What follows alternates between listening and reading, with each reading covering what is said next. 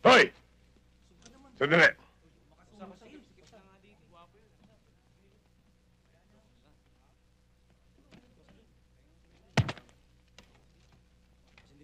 Ingatan mo yan.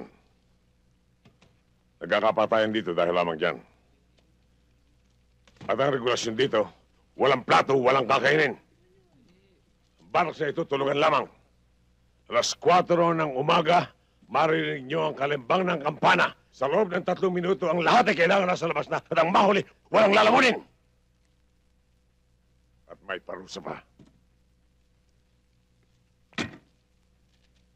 Alas 4:30, kailangan ang lahat ay nasa bukid na. At habang nagtatrabaho, ay walang kwentuhan. Maliwanag ba? Wala naman siga dito. Wala. Ako lang! Kaya kung may reklamo ka sa akin, patakaran dito. Gusto mo makipagpasagan o makipagpatayan? Patawag mo lamang ako kahit ako natutulog. Kahit ating gabi. Pagbibigyan kita. Ako rin. Kahit natutulog ako. Pagising mo siya.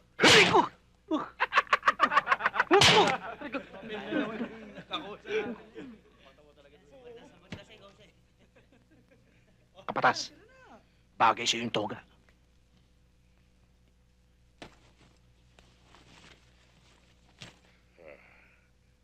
Salamat.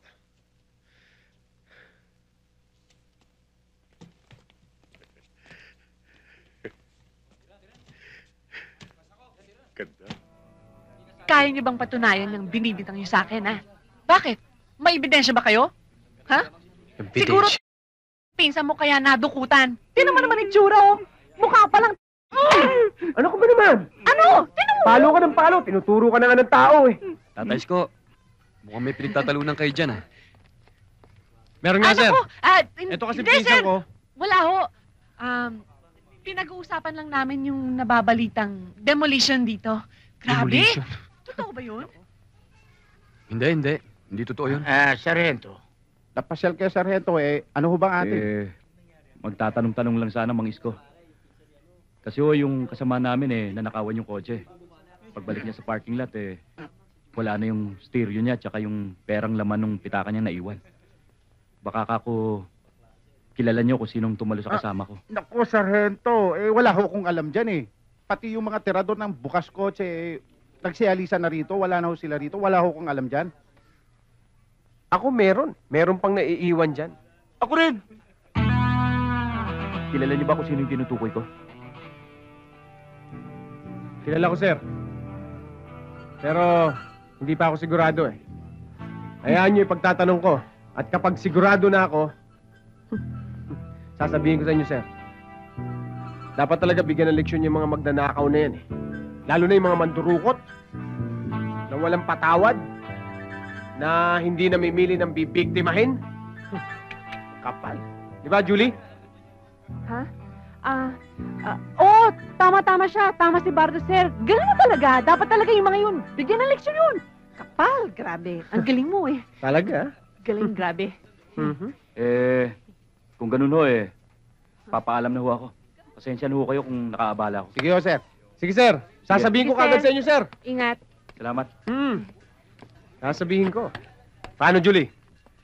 Paabutin pa ba natin yung kaso ng pinsan ko kay Sargento?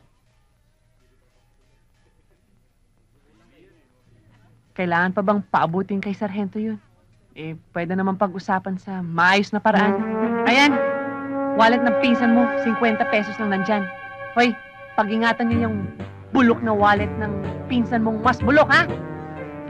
Mang Isko, hindi pa pala nakakaalis lahat ng mandurukot eh. May naiwan pang isa. Matapang pa. Halika na, malis na tayo, baka madukutan ulit tayo. Sige na, tsupe, alis! Sige ah. Pinsan niya pinaghirapan ko pa yun. Tay, halika na. Marami pa tayong bibilangin eh. He's the top leader in this area. I want you to get him dead or alive.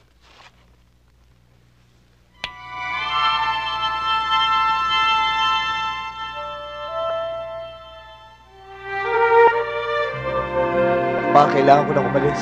Hindi na ako pwede magtagal dito. Buhat nung itiklara martial law, pinaghahanap na rin ako. May sakit ang pape.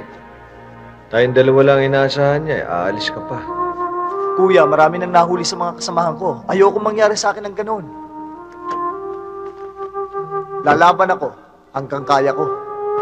Pero saan ka pupunta? Mamumundo ka. Anong mangyayari sa'yo? Maliit ka pa eh, pinagbili ng mama na mahalin daw kita bilang bunsong kapatid. Tinupad ko naman. Kaya nga tayong dalawa naging matalik na magkaibigan. Naging magbarkada tayo. Eh bakit tayo magkakahiwalay pa ng landas ngayon? Kuya, iginagalang kita. Bukod kay Papa, ikaw lang ang taong pinakamalapit sa akin. Kaya lang, sundalo ka. Aktivista ako. Alam kong darating ang ganito sandali. At hindi na tayo makakaiwas. Pa.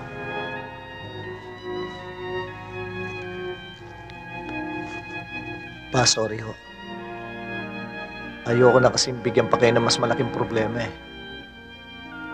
Sana maunawaan niyo ako. Palakas ka pa. Kuya.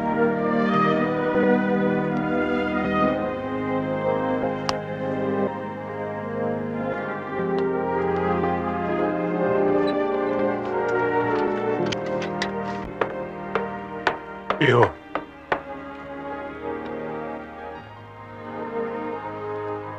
Pagkakahiwalay kayo. Balang araw. Maaari kayong magkalabang magkapatid.